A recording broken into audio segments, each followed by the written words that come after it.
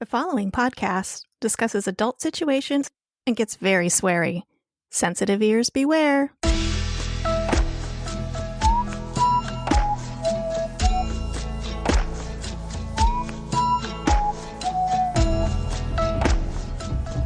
You're listening to the Fuck My Work Life Halloween Special. Because you can't escape the spooky, even at work.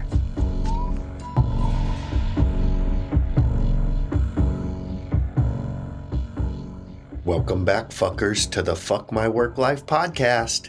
Halloween Special edition. Laszlo, my love, would you like to do a podcast? Yes, my darling. Yes, my darling. So happy Halloween. Happy Halloween. We hope you guys are having a good Halloween spooky season. And Yeah. well, that's all I care about. That's all we care about. We went to New York City. New York City. And that was a lot of fun. I don't know if I'll show the video, but I got this tattoo on my baby. It's so cute. For those of you who have been listening from the beginning, you'll remember our doggies, Henry and Willow, that have passed away across the Rainbow Bridge. And we went to New York, and I got a memorial tattoo of both of them, and it's freaking amazing. You can see it on our TikTok. On our TikTok, too. TikTok too. TikTok, too. But anyway, we've got some spooky workplace stories for you today. There's a ghost in between us. There is a ghost. Who's like face bumping arms and purring. He just wants to be podcast kitty. Oh, if you guys could see the look he's giving us right now. I don't know what I did. I think he's still mad at you for New York. Yeah, because when he looks at me, it's like, it's you. And he was a daddy's boy. Yeah. Big time. And then he looks at Kay and his eyes are just like, I fucking love you so much. He's doing that to make you mad. I know. He's like, I really don't like this bitch, but I'm going to pretend just to make daddy mad. Well, you're not making me mad, dude. Yes, I am. It's working. You're talking about it on your podcast. I'm just going to tell one quick story before we get into the spooky stories. Okay. About how spiteful and emotional this cat is. Oh, yeah. So we went to New York, and we were gone like 6 days. And originally we were going to have a friend come check on them. But Ghost has taken to having to eat every 2.5 hours. And if he doesn't get fed every 2.5 hours, he will pee somewhere. So we're like, well, shit, this is not going to work. So we flew Jay's sestra out. She works remotely, so she could come and still work and stay with the kitties while we were gone, which was amazing, and we appreciate it, and it made us so less stressed for our trip. Exactly.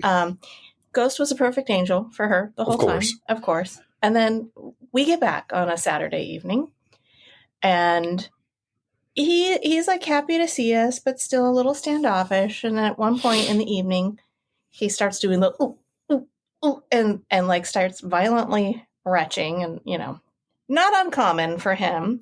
So we're just like, oh no, he's puking. Okay, we're gonna clean up his mess. And while doing so, he walks right into the middle of the kitchen and takes a shit. Drops a fucking deuce. The kitchen floor. Like, you motherfuckers left me for 6 days, and even though I was happy and well taken care of, this is what I think of that. Fuck you. Yeah. Like the best part was fuck you ever. The best part was Sestra was talking about how like, oh, I think maybe you guys think he's spiteful like that, but maybe he really isn't. Maybe he really isn't. And then when he took a shit in the middle of the kitchen, she looked and her mouth was open. She was like, what was that? I was like, that was spite. That was spite. And then he came upstairs and got underneath one of the chairs, which is like his angry spot. He goes under one of the chairs in the second bedroom, and he just slept there and was like, I'm not coming out. Didn't eat all fucking day. Yeah. He was like, I'm not coming out. I am so mad at you. Yeah. He's a very sensitive boy. Very sensitive boy. And I know like people are going to be like, oh, if he's peeing, maybe you should get him checked out. He's been checked out. He's been checked He's out had blood work multiple done. times. He's fine. He feels all his feelings. Yes. And he makes them known to everyone around him. Yes. With his bowel movements and urinary tract. All of his excretions. Oh, but we love him. He just settled down and now he's very comfortable in between us while we're recording. Well, he feels famous now. He's like, look at that. The podcast started with me and it is still going about me. We're 5.5 minutes in and it's me. Yeah. I'm the baby. He's the baby. Anyway.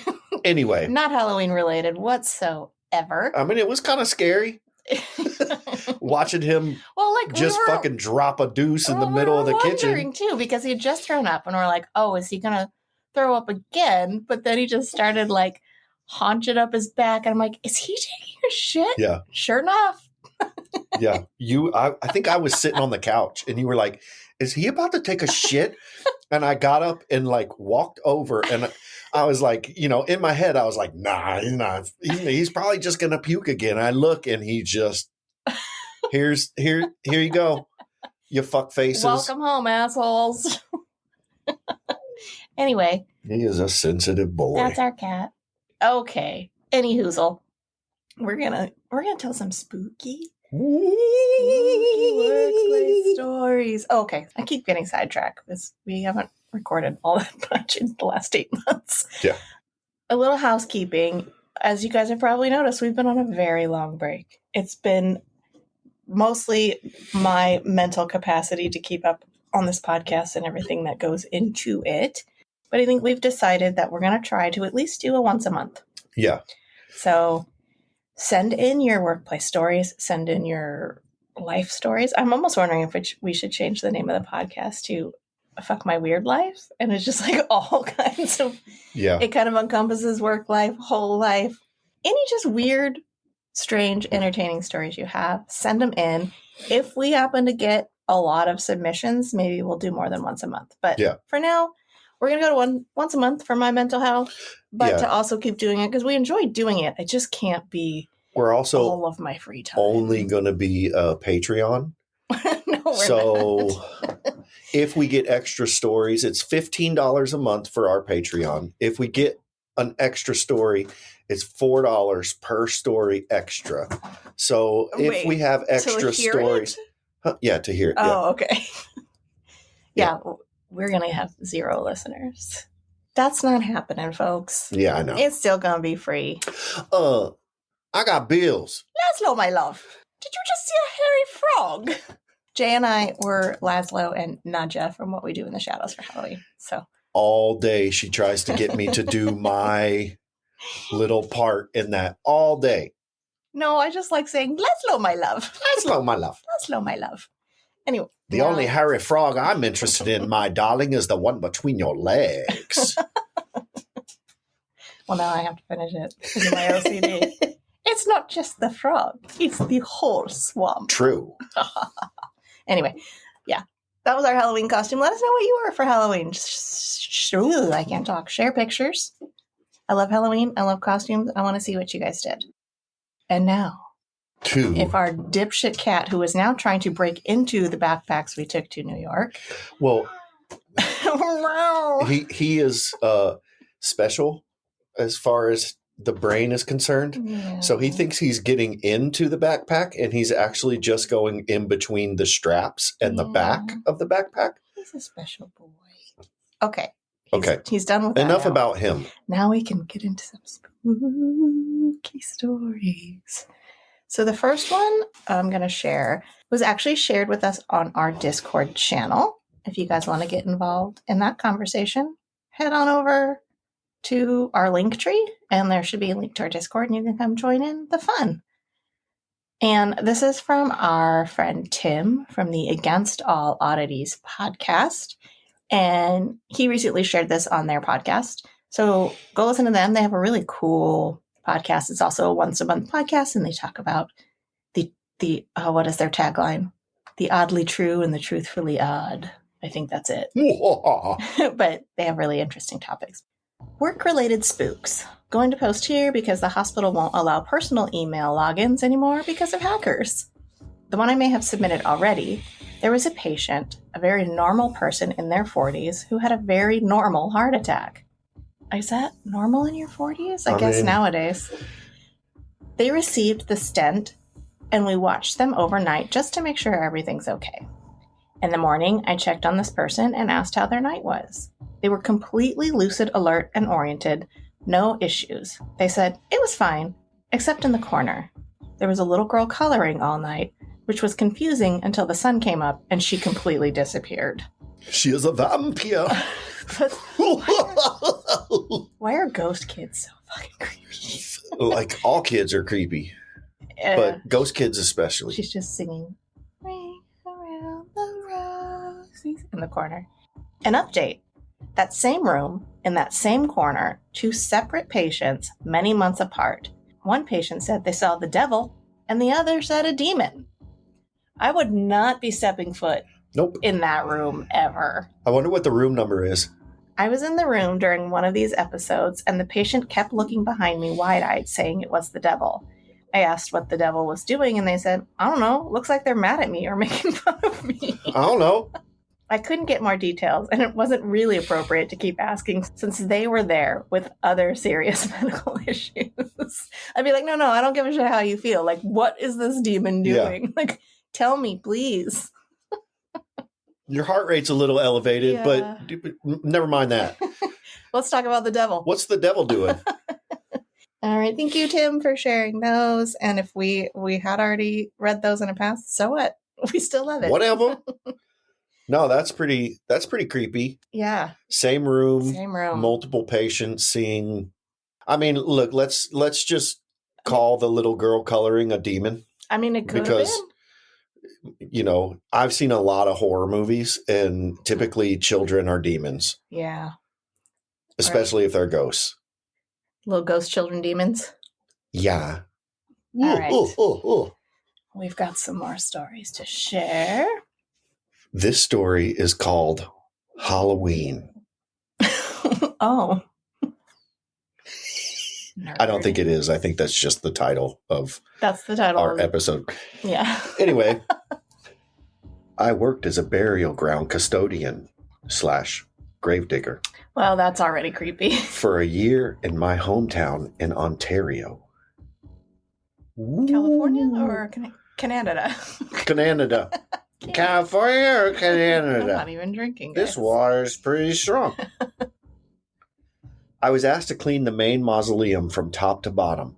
My boss gave me the keys the day before and said I could come earlier to get a head start before the cemetery was open to the public.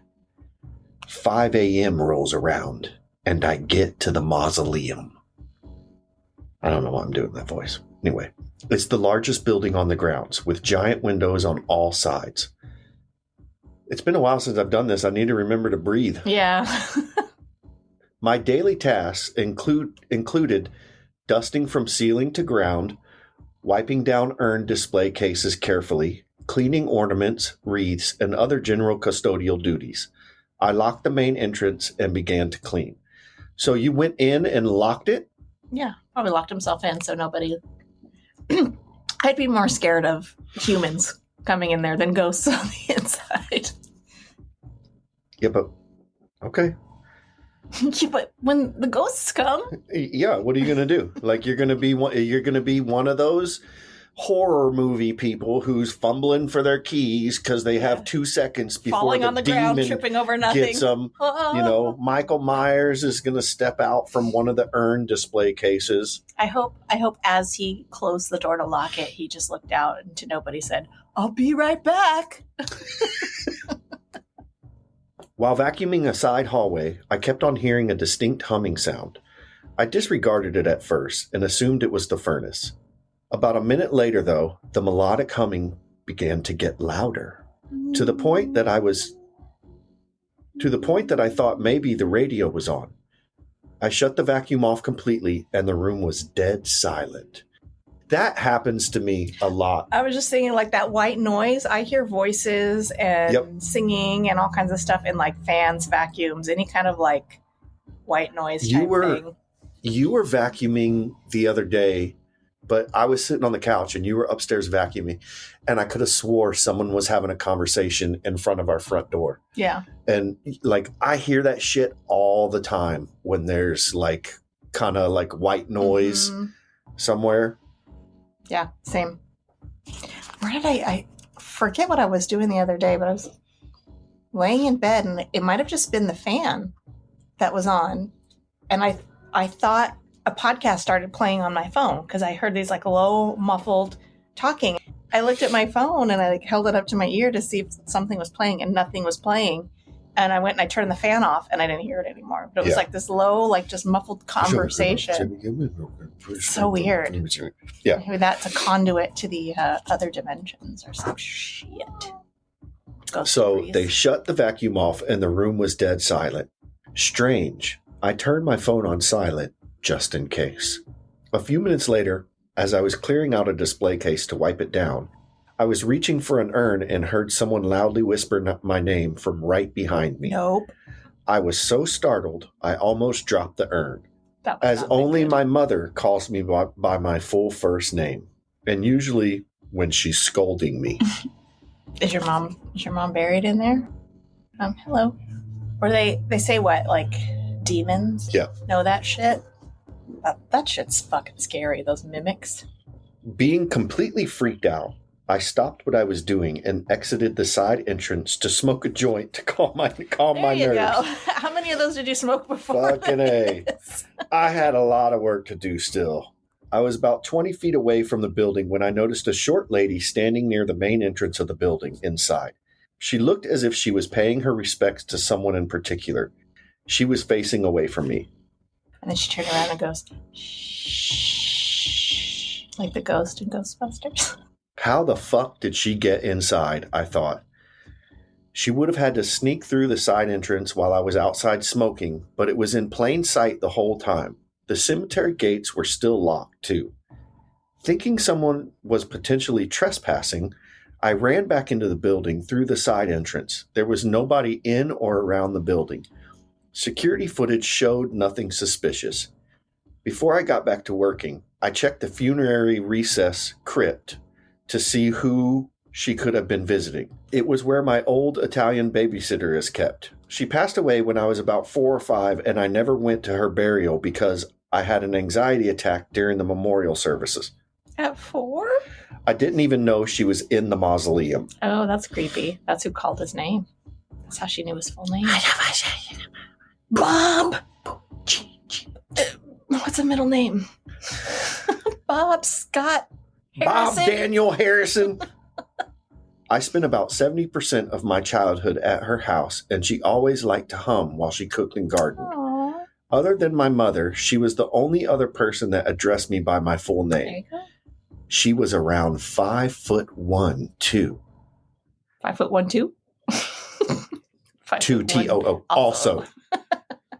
Whatever. And that's where the story ends. Oh, so she was just checking on him. That's kind of sweet. Yeah, she was like, "Don't drop my urn, bitch." You know, you don't do a good job dusting. Here is our next spooky workplace story. I used to work IT for a public library system that consisted of 4 libraries in 4 different towns. The main branch, which was where my office was located, used to be an old train station and was widely rumored to be haunted. I occasionally worked nights if I felt like it, and it didn't take long for me to become a believer.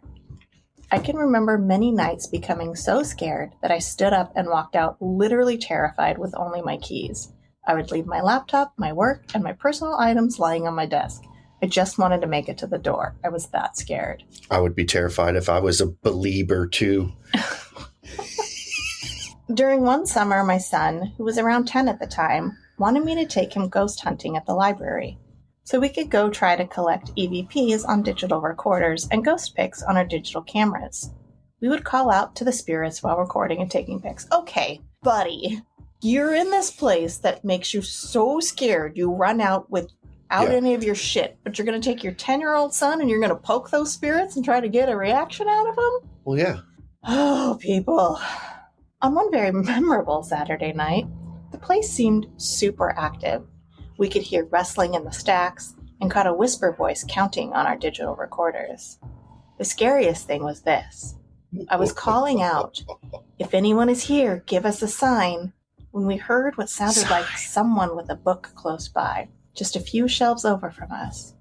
As we walked closer and rounded the corner, we saw a book fall to the floor. True story. So wait, how do you hear someone with a book? We heard someone with a book close by. I mean, if you're in a library, like the sound of it pulling out of the thing I got and it. opening, you know, if it's quiet, you can hear a book like opening. Do books like go? Yeah. The haunted ones do.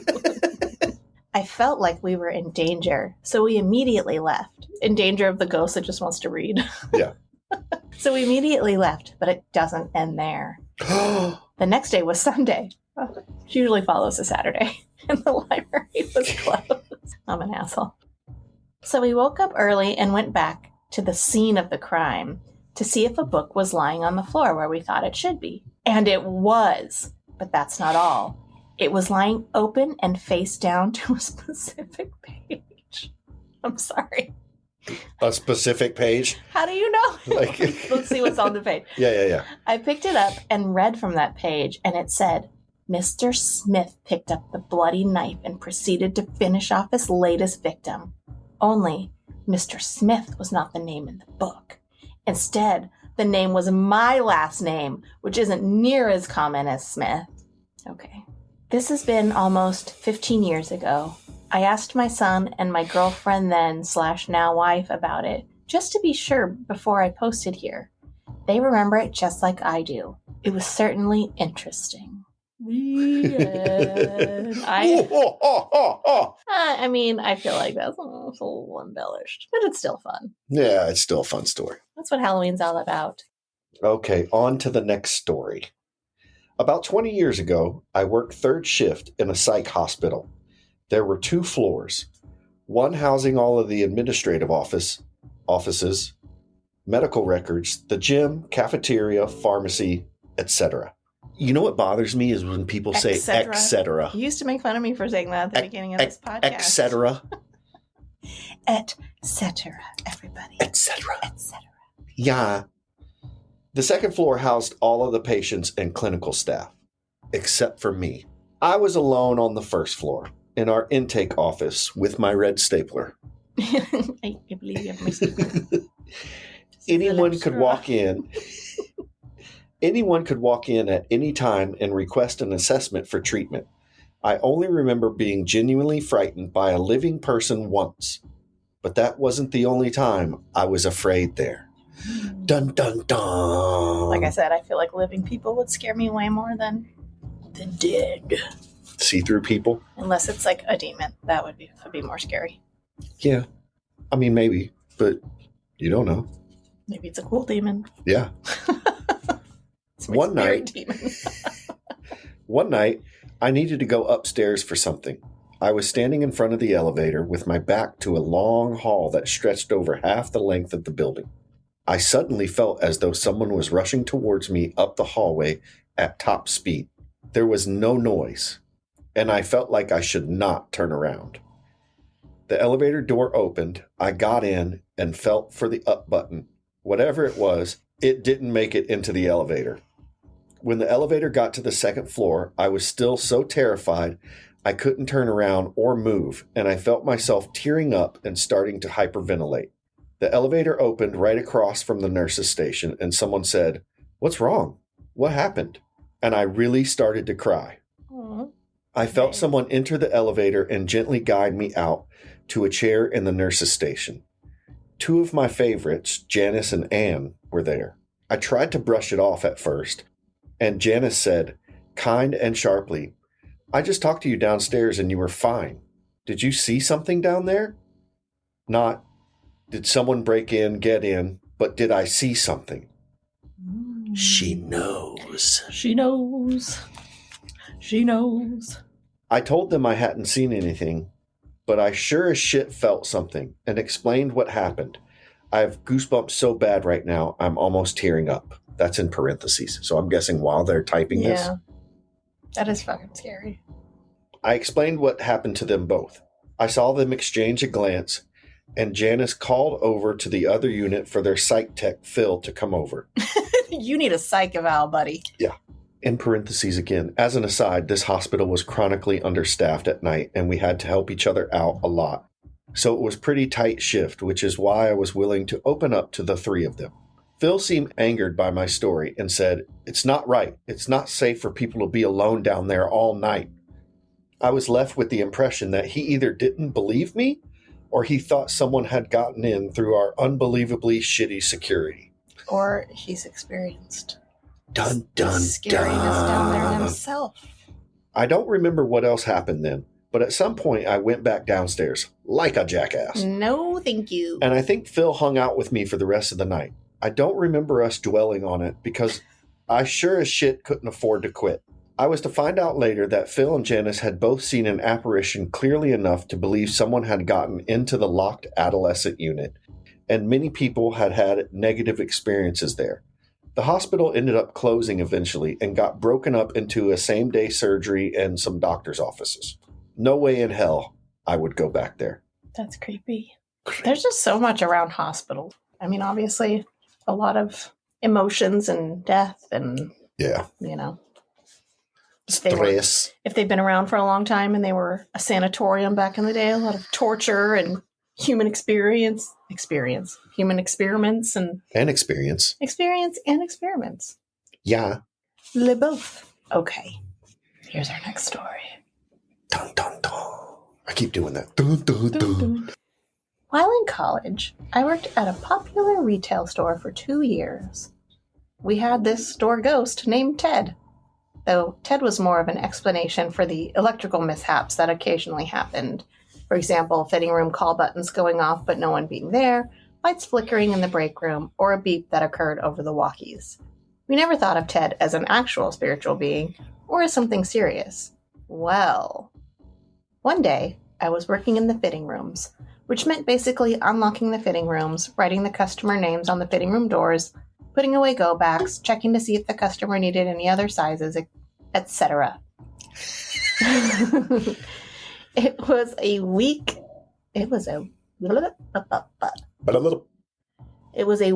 night right after the holidays, meaning that it was the slowest time of year, so we only had a few customers that night. It was about 15 minutes until closing, and a male customer came in wanting to try on 2 shirts. Helicopter, helicopter. Well, at least it's not the ghetto bird. Maybe. Armed and dangerous. I let the customer... Wait, where are we? Male customer came in wanting to try on 2 shirts.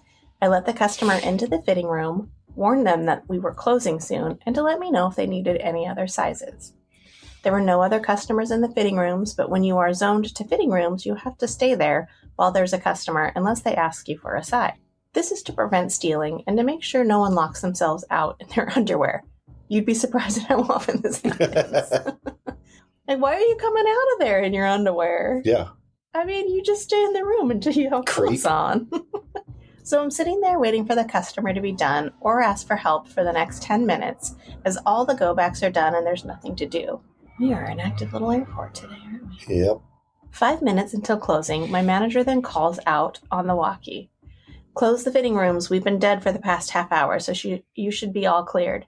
Standing there knowing I still have a customer in the fitting rooms, I responded, "Actually, I still have a gentleman trying on clothes." There's a pause.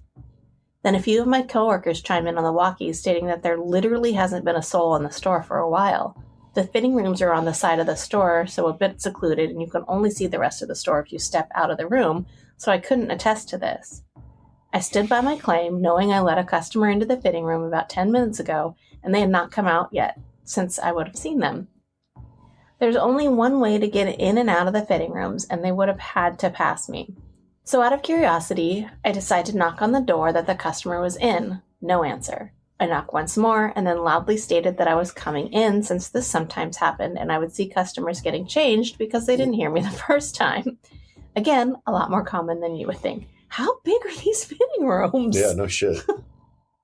I unlocked the fitting room, and it was empty, besides for the 2 shirts that the customer had brought in to try on. There was no sign of the customer anywhere, and I was positive the customer did not pass me. My coworkers claimed that I must have just missed them or was just tired. But the creepiest part was that the name I had written on the door was Ted. Was it a little teddy bear? It was that dumb show, Ted with the talking teddy bear. Teddy Ruxpin? No, the Ted. Yeah. Ted with Mark Wahlberg. Yeah. Next story. I work in a children's emergency room and have seen/heard my fair share of things. Kids, man. A couple of years ago, I was working third shift, 7 p.m. to 7 a.m., and it had been an unfortunate evening. We had lost a child, a regular patient of the ED, whatever that is. Emergency department? Oh, okay. I don't know. I don't know. We had lost a child earlier in my shift. Well, that is something that stays with you. Usually around 3 a.m., we're able to start closing down hallways due to the lower volumes of patients.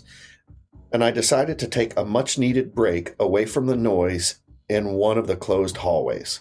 I was hiding away in the unit secretary area of the hallway when I heard a child's laugh and footsteps running down the hallway into a room.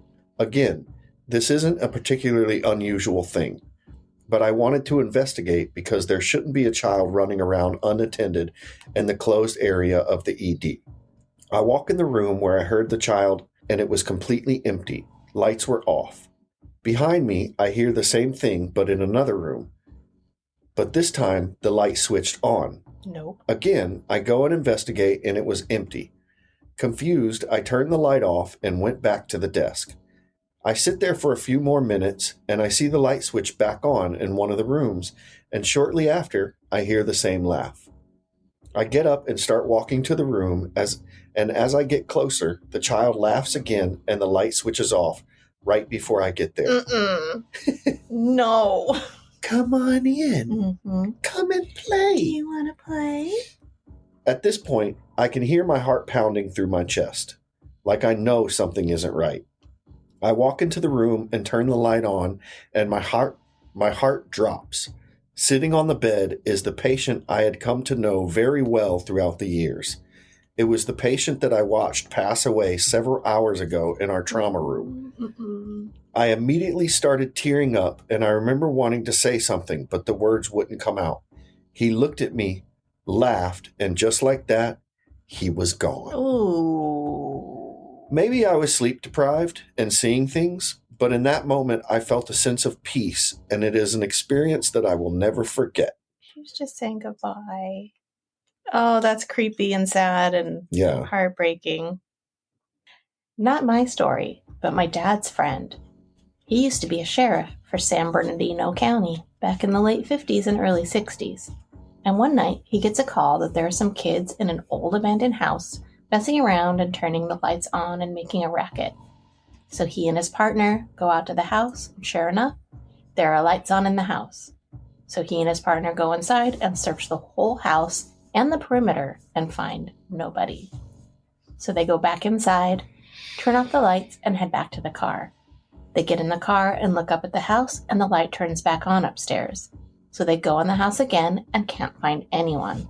So they turn off the lights, go back to their car, and then the same lights turn on again, and they see a shadow of a person pass by the window. So now they're pissed and run back in the house, guns drawn, yelling that they're the police and still can't find anyone. So they go back out to the car and radio to dispatch to call the utility company and have them cut power to the house. After a few minutes of waiting, the dispatcher radios them back and says that the utility company cut power to the house a few years ago after the couple who lived there died. At that point, both of the officers got a chill and just hopped back in their car and left. Yep. Bye. Or it could be one of those people that just like live in the walls in the attic, you know? Yeah. That shit's creepy. It is. Next story. I'm 40 now, but in 1995, I was 35. That's what it says. No. Oh. I'm 40 now, but in 1995, I worked part-time at a Hallmark card store in the mall that was built in the 70s. One night, me and two girls I worked with had to stay and do inventory. It was just a few days before Christmas, so it was important that it was very accurate no matter how long it took. In our back room, there is a door that leads to the access hallways that lead outside, and further down the hallway was a storage unit that was in this cage-like enclosure that we had a key to. While the two girls did inventory in the store, I was assigned to inventory what was in storage. So I'm inside the storage area, and I hear them both scream and come running down the hallway.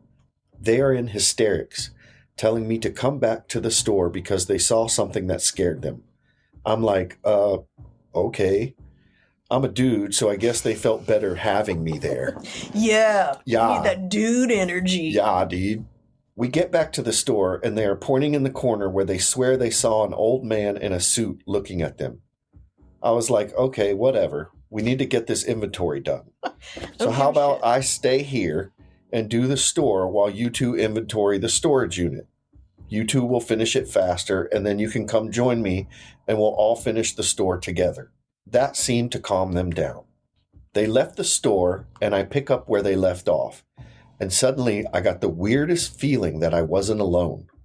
I thought one of them had come back for something because I just felt like someone was with me. I started getting a little creeped out, but before long, I was in the zone and making good progress. I forgot all about the creepy feeling, and by the time they got back, I was nearly done. At this point, it was about 2 a.m., and we were all a little loopy and tired. They asked me if I saw anything, and I said no. But right then, one of the girls grabbed my arm really hard, and her eyes went wide. She said, "Look, look, look." And I turned, and sure enough, I saw the old man just standing there. He didn't look mad or happy or sad or anything. He just looked blank. I didn't get a bad feeling from him, but the girls were flipping out. One of them called the owner, and she told them to lock up and go home. A couple of days later, I was working a shift with the owner, and she asked me about what happened, to describe who we saw. I did, and she goes, "Yep, that's my dad." She showed me a picture of her with him when she was younger, and I was just floored. I said, "Yes, that's him." And I worked there for another 3 or 4 months and would sometimes feel his presence like I did that one night. But it was always more of a curious and playful vibe than anything. I'll never forget it. That's it for our spooky workplace stories. Ooh. Hope you guys all have a wonderful, spooky, creepy Halloween. We'll be back probably in a month. If you've got stories to send us, in the meantime, send them our way. Email us at fmwlpod@gmail.com. You can call and leave us a voicemail at the number in the show notes, which I can't remember off the top of my head right now because it's been a long time. It's like 310-818-3273. Yeah, I think so. Maybe? Yeah. Check the show notes. Oh, and I don't think we've mentioned this, or maybe we did in our last one. I don't know. You can send us a text message straight from whatever pod platform you're listening from. If you open the show notes, there should be a link right at the top that says send us a text message. So if you're feeling a certain way listening to the stories and you want to like chime in, send us a text. Yeah. That'll be fun. That'll be cool. Won't that be fun if you send us a text? Yeah. So whose phone does it go to? It goes to our email. Oh, okay. It says that, like, you can text from your phone, but it goes to our email in Buzzsprout. I think it just goes to Buzzsprout. I don't know. We may have text waiting. We just don't know where they live. Yeah, who knows? But we haven't had episodes out, so I kind of doubt that. But anyway, yeah. Message us, send us a text, join our Discord, follow us on TikTok and Instagram. That's the only places I'm really posting now. And happy Halloween, fuckers. Yeah, happy Halloween, fuckers. Halloween. Happy Halloween. That was my Naja. It was bad. It'll get better. Happy Halloween, my love. Yes. Yes. All right, bye, fuckers. Bye, fuckers.